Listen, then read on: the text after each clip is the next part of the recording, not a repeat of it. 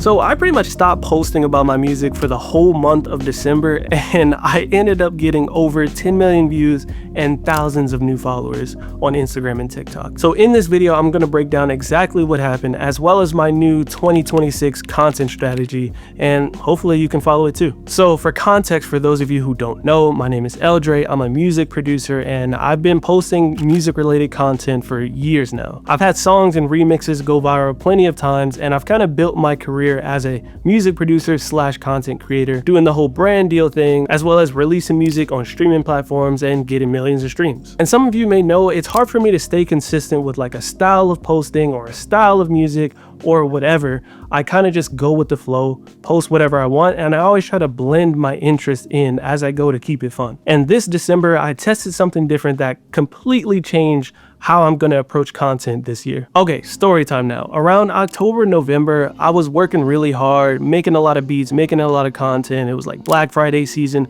so I was pretty burnt out come December. So I'm like, you know what, it's my birthday month, it's the holidays, favorite time of year. I'm gonna take a step back from all the music stuff, and I bought myself a 3D printer as a little birthday present. And let me tell you, once I got that 3D printer, I could care less about anything else going on in my life, or career for that matter. One night, it was like 1 a.m., I discovered Gridfinity, which is like this system where you measure all your drawers and you print custom fit bins to organize all your stuff. It's amazing. I posted a little video on my Instagram story of like, they should have warned me about getting a 3D printer if you have ADHD, and I just kind of showed how I've just been hyper fixating on this and making sure everything is perfect and just printing hella stuff. And I was like, you know what, let me just post this on TikTok. Again, my TikTok is dead. I don't care about it. So I just posted it, couldn't care less what happened. It's literally 1 a.m. Who posts at 1 a.m., right? I woke up and it had like over 10,000 views, and mind you, these days I struggle to get 1,000 views on a TikTok. So I was like, okay, something's happening. So I decided to post it as a trial reel on Instagram. And when I tell you, best decision ever. I woke up to like over 1 million views on it. Right now it's sitting at like 7.5 million on Instagram alone and a couple million on TikTok as well. Now here's the thing, obviously that post had nothing to do with music. Now I've gone viral for random things in the past. A few years ago I posted this video of me singing to my cat. It got like 15+ million views, and I ended up working with a cat brand for like 2 years making videos with them. So I have a little bit experience with something like this happening, but with that situation there wasn't much I could do with the whole cat thing. But I've been loving 3D printing, so at that point I was like, okay, let's keep doing this. So over that month I kept posting about 3D printing. The views kept coming in. Bamboo Labs, which is the company I got the printer from, actually reached out to me and sent me one of their flagship printers as well, and now we're working on a relationship to do more opportunities with them. And on top of that, I've gotten quite a few comments of people who are saying they came for the 3D printing, found out that I do music, and now they're listening to my music. So picked up some new fans along the way. So that's when it clicked that I've kind of just been doing content wrong this whole time.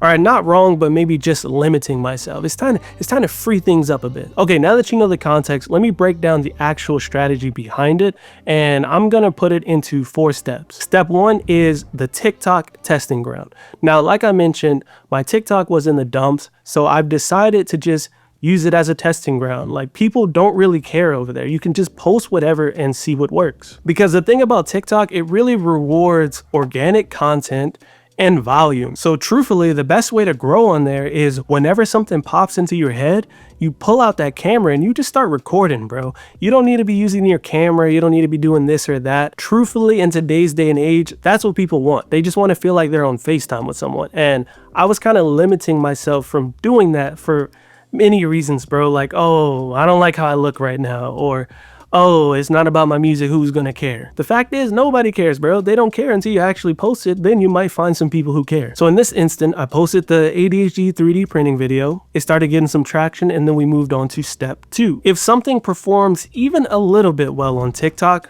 I post it as a trial reel on Instagram. And if you don't know what trial reels are, it's this really powerful tool that Instagram came out with where pretty much it won't show your post to your followers.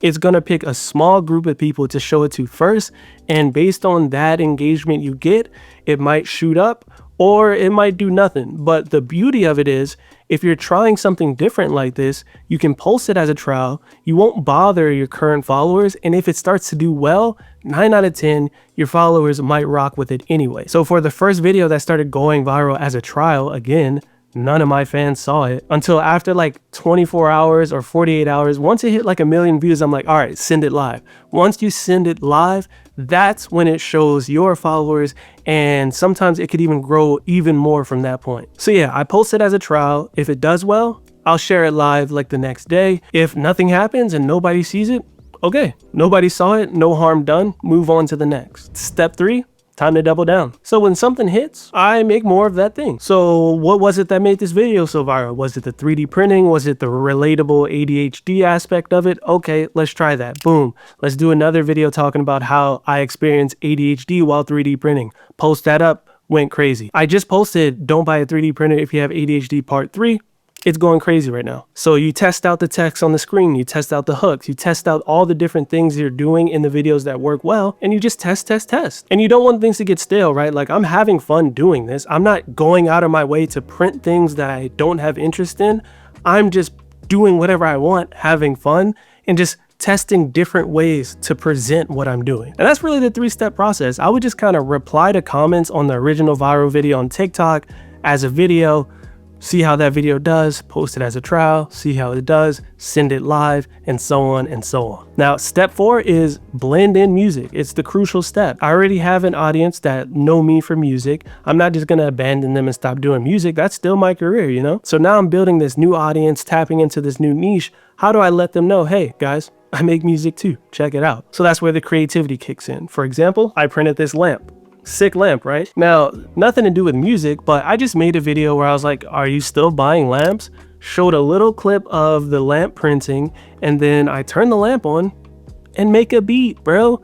I'm just performing a little beat with a nice aesthetic with the lamp in the background. Same situation here. I printed this headphone stand. Are you still buying headphone stands, bro? Show a little clip of it printing, put some headphones on it, put those headphones on, perform the beat. It's all about finding some kind of natural crossover. Like, I've been printing stands for my music, showing other producers like, hey, look, I got a pegboard. Let me show you how you can organize your headphones and your music gear, stuff like that. Okay, so here's the bottom line on why I think this works, and for me, why it is the moving forward into 2026. The main formula on how we're told to build a music career is make music, promote music, hope people care.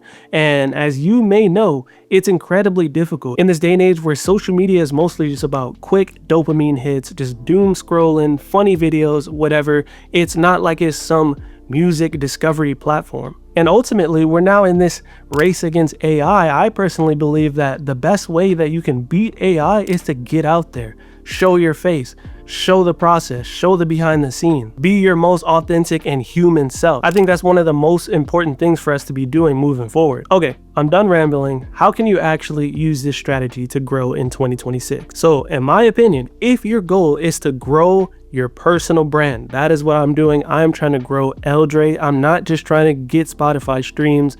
I'm not just trying to get album sales or sample pack sales.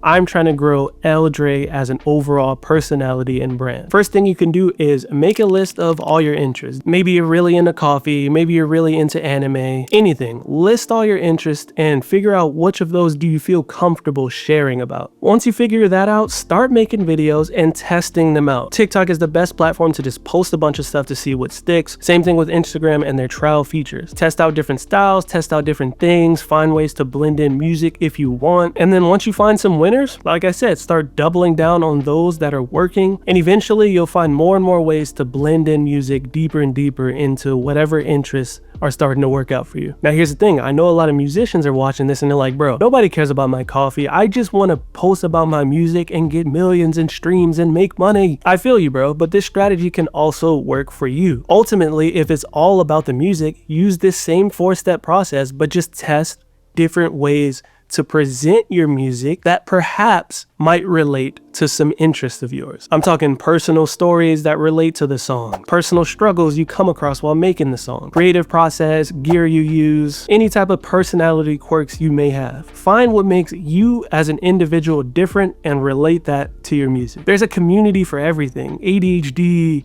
anxiety, I don't know, if you're a broke college student or broke bedroom producer, there's angles for everything. Are you miserable and having a terrible week? Post about it, bro. oh, my car just broke down, but I still made a beat, blah, blah, blah. You get it. You get it. All I'm saying is if you find that community and show up authentically as yourself, get them to be a fan of who you are, and it'll be way easier to sell them on your music and what you're making. Definitely more effective than new beat out now. You know what I'm saying? Drop a comment. What's an interest that you have outside of music that you've never posted about? Let's see what resonates in the comment section and give each other some confidence to just go for it. I'm going to organize this strategy into a cute little document. The link will be in the description if you want a more detailed step-by-step way to follow this. So make sure to grab that. I'm looking forward to seeing a lot of you guys show more of your personalities on the internet. I'm a table to let anybody tell you what you can or cannot be. I'm L.Dre, and I'll catch you in the next one. Peace.